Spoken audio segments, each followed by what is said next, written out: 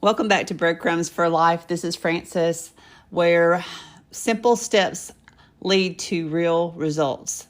Today we're going to talk about financial overwhelm. I like to call it overdrawn and overwhelmed because that has been the story of my life. Feeling overwhelmed by money is more than just numbers problem. We can still have a budget and know where our money goes, but still be overwhelmed. We could have plenty of money and be overwhelmed with our finances. We could have little money and be overwhelmed with our finances. I used to wake up overwhelmed and worried about money every morning, asking myself, how would I pay the bills? What am I going to tell the creditors? Why didn't I save more? I was distracted, I was embarrassed, and I was feeling all alone.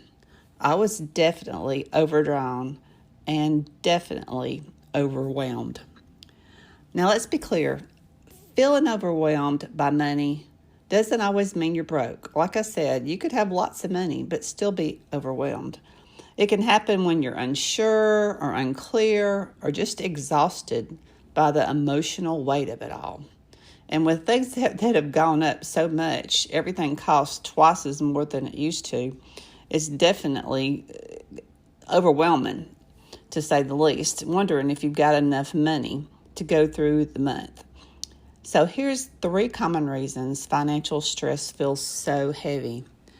Sometimes we have shame from our past decisions or our financial mistakes, or just shame about the fact that we just don't have enough money for the month. Sometimes we have avoidance because money tasks feel so emotional and not logical. We just want to avoid that emotion. Other times we're confused and we don't know where to start, so we just freeze. So I don't know how to go about saving. I don't know how to do this, so we just don't do anything at all because we're confused. And honestly, there are so many options out there to invest, to save, to do, to use your money smart. There's so many people telling you so many different things. It can definitely cause confusion. So we just do nothing. We're just overwhelmed, so we do nothing. Does that sound familiar to any of y'all? But sometimes it's not the money. It's the story that we're telling ourselves about it.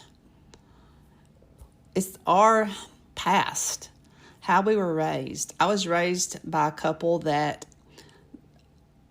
spent more than they had. They charged things. They fought about money. They loved each other, but they couldn't agree on how to spend the money. My dad wanted to save, my mom wanted to spend. So guess what? I grew up, married a man who wanted to save, and I wanted to spend, so I was in that same cycle. And when he passed away, I was on my own, and I didn't know what to do. I just charged to survive. That was my survival mode, to charge, buy groceries on my card. And the way that I solved it was with journaling. Honestly, journaling can help with so many things. Finances, you've got your budget, but that deals with the numbers, not the emotions. The journaling part helps you pull apart the story, starting from the beginning. How far back do you remember money? When did money come into the picture for you as a child? It may have been something you wanted to buy that you had to save up for, or it may have been something that you saw your parents do. Writing helps you pull the story apart. What is true, what you're afraid of, what you feel guilty about, and start taking back control one thought at a time. That's why I have this 30-day reset journal for you. And it's on special this week for $17, regularly $39. So you can make sense of the noise in your head. You can use this 30-day journal just for focusing on the noise that's in your head about money. And it's going to be today and tomorrow. Tomorrow's the last day for the $17 offer. But if you want it, it's going to be in the notes below how you can get your journal. You might not fix your finances in a day, but you can stop the overwhelm about your finances. And that is very powerful. It's a great way to start. Daily journaling about the money can release that from your mind so you can get rid of the overwhelm. Thanks for being part of this podcast with me today. And if you get the journal, I'm excited for what's ahead for you. If not,